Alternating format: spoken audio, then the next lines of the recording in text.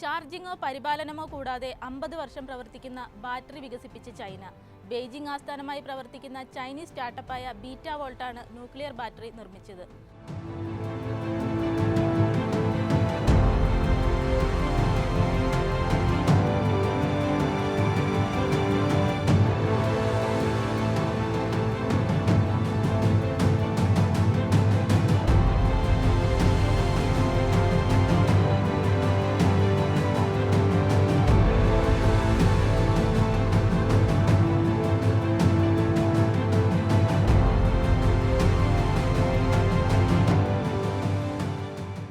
നാണയങ്ങളുടെ അത്ര വലിപ്പം പോലും ന്യൂക്ലിയർ ബാറ്ററിക്കില്ലെന്ന് ദ ഇൻഡിപെൻഡന്റ് റിപ്പോർട്ട് ചെയ്യുന്നു.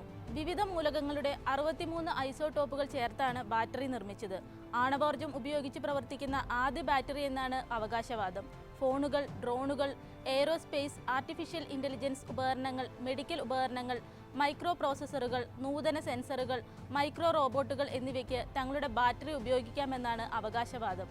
15 മില്ലിമീറ്റർ സമചതുരത്തിൽ 5 മില്ലിമീറ്റർ ഉയരമുള്ള ഒരു നാണയത്തേക്കാൾ ചെറിയ മൊഡ്യൂളിലേക്ക് 63 ഐസോടോപ്പുകളെ സംയോജിപ്പിച്ചാണ് ഈ ബാറ്ററി നിർമ്മിച്ചിട്ടുള്ളത്. 3 വോൾട്ടിൽ 100 മൈക്രോവാട്ട് വൈദ്യുതി ഉൽപ്പാദിപ്പിക്കും. 2025 ഇത് 1 വാട്ട് വൈദ്യുതിയായി ഉയർത്തുകയാണ് ലക്ഷ്യം.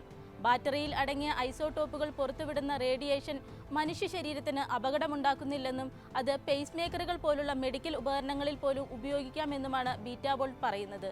ഐസോടോപ്പുകൾ ദ്രവിച്ചു പുറത്തുവിടുന്ന ഊർജ്ജത്തെ വൈദ്യുതിയാക്കി മാറ്റുന്നതാണ് ബാറ്ററിയുടെ പിന്നിലെ സാങ്കേതിക വിദ്യ. 2021 മുതൽ ആണവ ബാറ്ററികൾക്കായുള്ള ശ്രമത്തിലാണ് ചൈന. -60°C മുതൽ 120°C വരെയുള്ള താപനിലയിൽ ബാറ്ററിക്ക് പ്രവർത്തിക്കാൻ കഴിയുമെന്നാണ് ബീറ്റ വോൾട്ട് അവകാശപ്പെടുന്നത്. കാലാവധി പൂർത്തിയാകുമ്പോൾ ബാറ്ററിയിൽ അടങ്ങിയ ഐസോടോപ്പുകൾ ചെമ്പിന്റെ സ്ഥിരതയുള്ള ഐസോടോപ്പായി മാറും. ഇങ്ങനെ രൂപപ്പെടുന്ന ചെമ്പ് റേഡിയോ ആക്റ്റീവ് അല്ല. അതിനാൽ പരിസ്ഥിതിക്ക് ഭീഷണിയാകില്ലെന്നാണ് ഗവേഷകർ പറയുന്നത്. നിലവിൽ ബാറ്ററിയുമായി ബന്ധപ്പെട്ട് നിരവധി പരിശോധനകൾ നടന്നുകൊണ്ടിരിക്കുകയാണ്. സ്മാർട്ട് ഫോണുകൾ, ഡ്രോണുകൾ എന്നിവ ഉൾപ്പെടെയുള്ള വിവിധ വാണിജ്യ ആവശ്യങ്ങൾക്ക് ബാറ്ററി വ്യാവസായികമായി ഉൽപ്പാദിപ്പിക്കാൻ കമ്പനി തീരുമാനിച്ചിട്ടുണ്ട്. പുതിയ കണ്ടുപിടുത്തം AI സാങ്കേതിക വിപ്ലവത്തിന്റെ പുതിയ റൗണ്ടിൽ മുൻനിരയിൽ എത്താൻ ചൈനയെ സഹായിക്കുമെന്നും കമ്പനി അവകാശപ്പെട്ടു. 14ാം പഞ്ചവത്സര പദ്ധതിയുടെ ഭാഗമായി വലിപ്പം കുറഞ്ഞ ന്യൂക്ലിയർ ബാറ്ററികൾ നിർമ്മിക്കാനുള്ള ശ്രമത്തിലാണ് ചൈന. തീപിടിക്കുകയോ പെട്ടെന്ന് പൊട്ടിത്തെറിക്കുകയോ ചെയ്യാത്ത വിധത്തിലാണ് ബാറ്ററിയുടെ രൂപകൽപ്പന. പരിശോധനകൾ പൂർത്തിയാക്കി ആവശ്യമായ എല്ലാ അനുമതികളും ലഭിച്ചതിനു ശേഷമേ ബാറ്ററിയുടെ വൻതോതിലുള്ള ഉൽപ്പാദനം ആരംഭിക്കുകയുള്ളൂവെന്ന് കമ്പനി അറിയിച്ചു.